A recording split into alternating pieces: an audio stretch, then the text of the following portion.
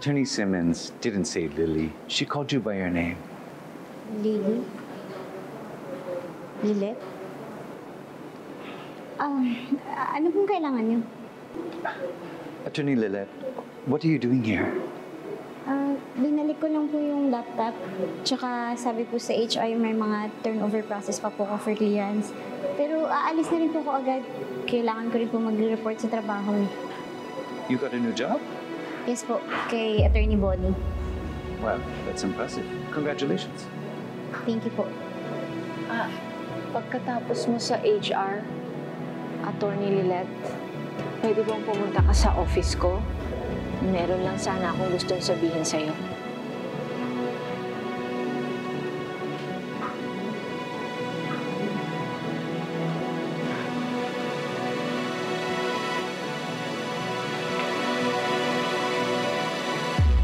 Ang ganda naman ito nag-uukay na to. Ha?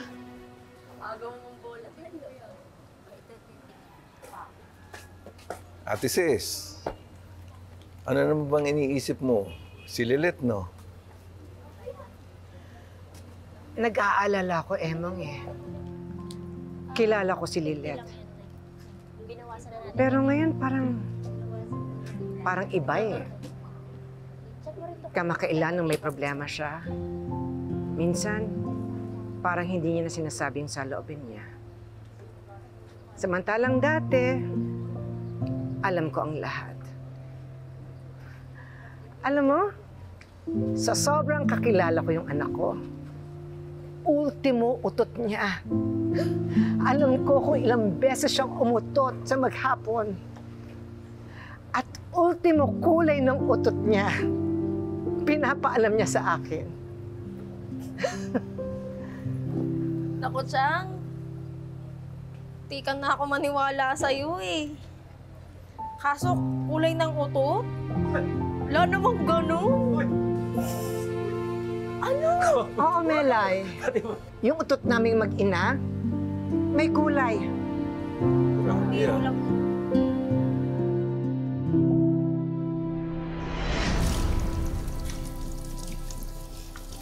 Alam mo, Tinang, napunta ka na naman po ko ni Ma'am Patricia kanina. Dapat tinawag mo ko. Palagi ka nang dinadala ka ni Patricia. Yang si Trixie dapat masaway yan, eh. Pahamak din. Si Trixie na naman dahilan. Opo. Pero relax lang po kayo kasi makaganti naman ako agad sa kanya. Anong ganti?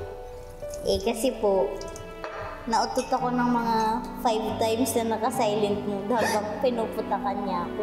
Kaya ayun, sigurado po ako na naamoy niya yung kamandag ko. Wala mo, Tinang, kung anong kulay ng utot ko. Anong kulay? Pink! Sabi ko, dapat black, black, black, black, black!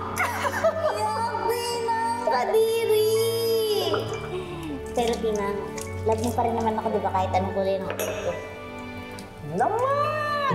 Kahit ano pang kulay at amoy, love na love ko ang bebe ko.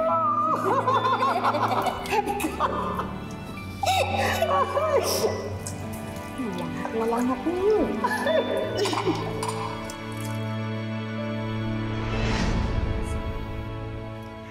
Melay, alam ko naman na nagbibiro ka lang. Pero alam nyo, ngayon nagkakaedad na si Lilet at meron na siyang sariling paninindigan at tumatapang, lahat kinakaya niya ng mag-isa. Pakiramdam ko nga, parang hindi niya na ako kailangan. Tinang naman, di naman, sorry, tatawa talaga ako. Ito kasi, Tinang tungkol dun sa utot, ano pa talagang kulay ng utot ni Attorney? Is it red? Is it blue? Baka rainbow, di ba? Ha? Ay di...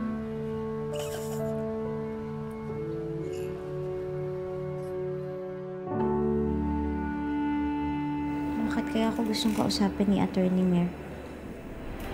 Lily?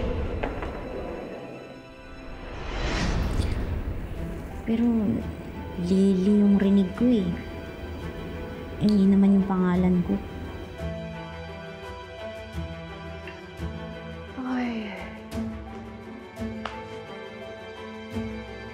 You're so tense.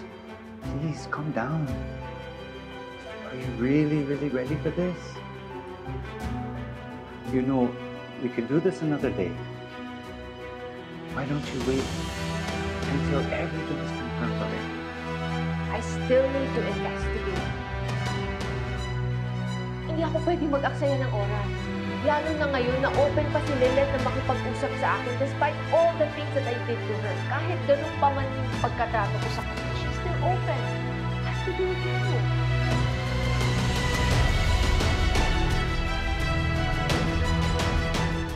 Pwede po, lagyan ko lang po ito.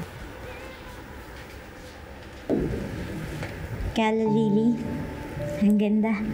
Opo, binayaran ako ni Atty. Simmons para bumili ng kalalili araw-araw.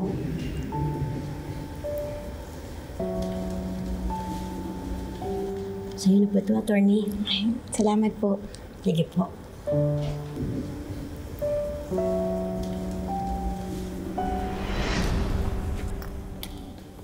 Lady Justice, nahulog na po.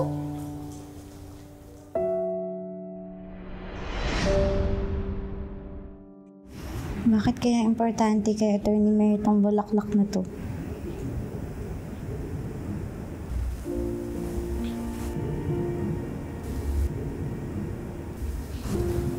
Ay, hindi ko po to kinuha sa vase.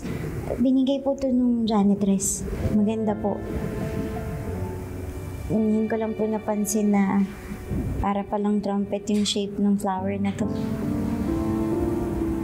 Yung shape niya is often associated sa hugis nating mga babae. A trumpet, a woman, a female lawyer. A trumpet represents the declaration of significant messages. Parang ikaw, attorney. Isa kang female lawyer na hindi natatakot na ipakita ang iyong expertise and authority. What's the matter, Atty. Matias?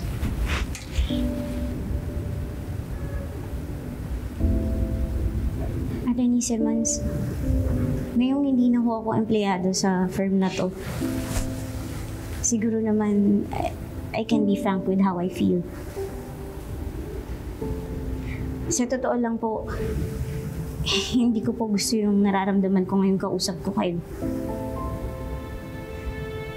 Kasi po, may mga araw na sobrang bait niyo sa akin. Tapos, sa susunod naman,